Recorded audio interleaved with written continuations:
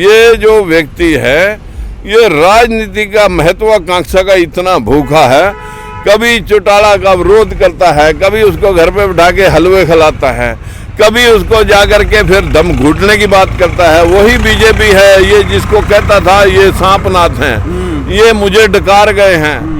लेकिन बदकिस्मती है कि लोग थूक करके भी बहुत जल्दी जल्दी चाट जाते हैं। हकीकत में तो इसको तो जल्दी मुख्यमंत्री का पद चाहिए और जिसको कुर्सी काट जाए एक बार उसके जमीन पे पैर खोने लगते हैं। अच्छा जी, ये तो पर्दे में डलनी है, कहीं जूते का डंडे का डर लगता है, गोली बंदूक का डर लगता है, तो भाई चुपके से डालनी है, सीख लो। खास हरियाणा देखने वाले सारे दर्शकों ने सोनू वाली राम राम। आदमपुर में और आदमपुर में लगातार कवरेज आप देख रहे हो, तो राजकुमार सैनी जी भी अपना उम्मीदवार यहाँ पे उतार चुके हैं। किस तरह से किन उम्मीदों के साथ में और किन मुद्दों के साथ में सैनी साहब यहाँ पे पहुँचे हैं अपना। राम राम जी। राम राम भाई। तो कौन से मुद्दे रहेंगे जी? पहले तो भैया पड़ोसी को राम राम। दूसरी बात, हमारा यहाँ जो पहले 5 मुद्दे थे कि देश को अगर आगे बढ़ाना है, ये 5 मुद्दे हमने कहे कि जनसंख्या अनुपात में आज सभी जातियों को आरक्षित करना जरूरी है।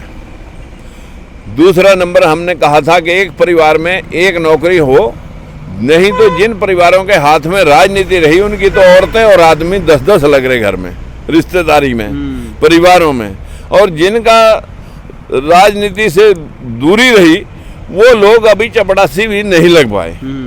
तीसरी बात हमने कही थी, आज सारी पार्टियां किसान मजदूर पे भाषण देती हैं और इन्हीं का हाल खराब है। तो इन किसानों और मजदूरों को आधी लेबर जो मनरेगा से सड़कों के किनारे बैठ करके भ्रष्टाचार का आलम बनी हुई अफसरों और बिचौलिया खा रहे हैं, किसानों के साथ जोड़ दो और मजदूर आधी सरकार दे दे मजदूरी, मजदूर की और आधी किसान दे देगा।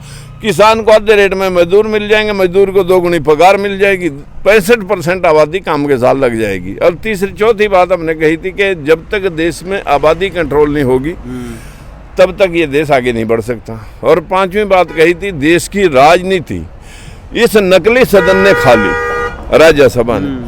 ये नकली सदन जो अंग्रेजों ने बनाया था कि हम देश के मालिक हैं और ये हमारे गुलाम हैं इंडियन, ये लोअर सदन में बैठ करके हम जो आदेश देंगे उसकी पालना करेंगे। आज भी वही हो रहा है। जो जनता चुन के भेजती है वो लोकसभा लोअर सदन है, और अपर सदन में चोर रास्ते से घुसे हुए लोग जो जनता के चुने हुए प्रतिनिधि फैसले लेते हैं उनको 10-10 साल तक धरातल पे लागू ही नहीं होने देते। तो कहाँ है वो प्रजातंत्र? बिल्कुल बिल्कुल। तो हकीकत में हम इस मुद्दों की लड़ाई लड़ रहे हैं, और भजनलाल परिवार जिसने इलेक्शन आकस्मिक तौर पर यहाँ थोप दिया प्रदेश के ऊपर, वही जाट नॉन जाट की लड़ाई लड़ता है, जबकि बेसिकली खुद भी जाटी है। और हकीकत में लोगों को चित और पट दोनों में, एक चित ले जाए एक पट ले जाए। हकीकत में यहाँ पर पिछले 50 साल की राजनीति उनकी यहाँ पर है, और इन 50 सालों में 40 सालों में जो हकीकत में देखने में आया कि अंधे बंटे रेवड़ियां दें अब अपनों को।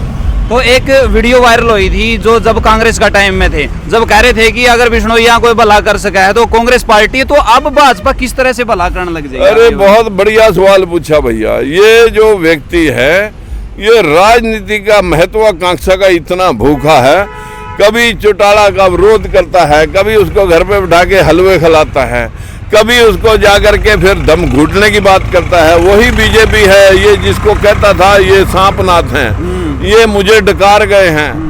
लेकिन बदकिस्मती है कि लोग थूक करके भी बहुत जल्दी जल्दी चाट जाते हैं। तो कारण क्या रहा जी? पहले कुछ लोग कह रहे हैं कि ईडी के डर से, कुछ उदयवान का नाम ले रहे हैं कि भाई मेरा नाम को नहीं आया, तो आपने क्या कुछ लगा किस वजह से पार्टी बदली? हकीकत में तो इसको तो जल्दी मुख्यमंत्री का पद चाहिए और जिसको कुर्सी काट जाए एक बार उसके जमीन पे पैर खोने लगते हैं। अच्छा जी।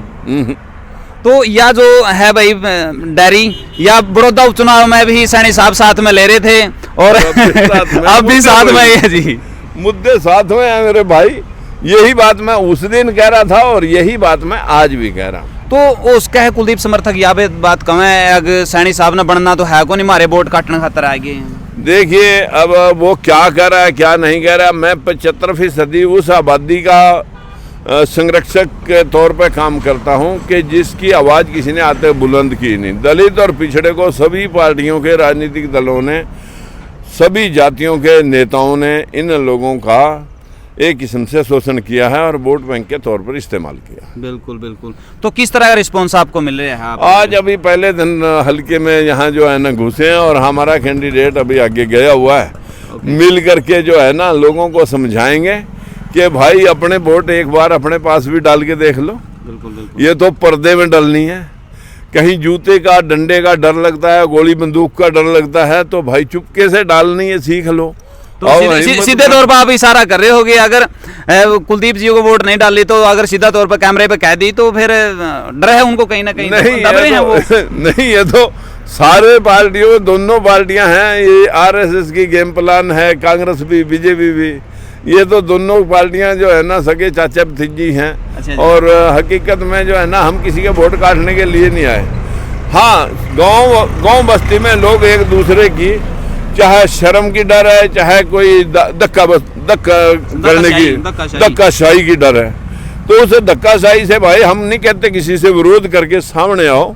पर्दे में वोट डालनी है तो कम से कम पर्दे में तो वोट अपनी डालना सीख लो। बिल्कुल बिल्कुल। तो आदमपुर की जनता को क्या कुछ संदेश? मैं सभी भाइयों से हाथ जोड़ के विनती करता हूं आपके चैनल हरियाणा खास के माध्यम से कि भैया हमारी तरफ भी देख लेना। हम तुम्हारे लिए पिछले 28 साल से लड़ रहे हैं, बंसीलाल के समय से आज तक बरकरार है। उन्हीं मुद्दों के साथ, उन्हीं बातों के साथ आपके हक के लिए लड़ रहे हैं। नमस्कार। तो सैनी साहब के विचार आपने जाने। अपने विचार नीचे कमेंट बॉक्स में आप जरूर दिए, वीडियो ने शेयर कर दियो। मिला नेक्स्ट वीडियो में, तब तक के लिए जय हिंद, वंदे मातरम, जय जवान, जय किसान।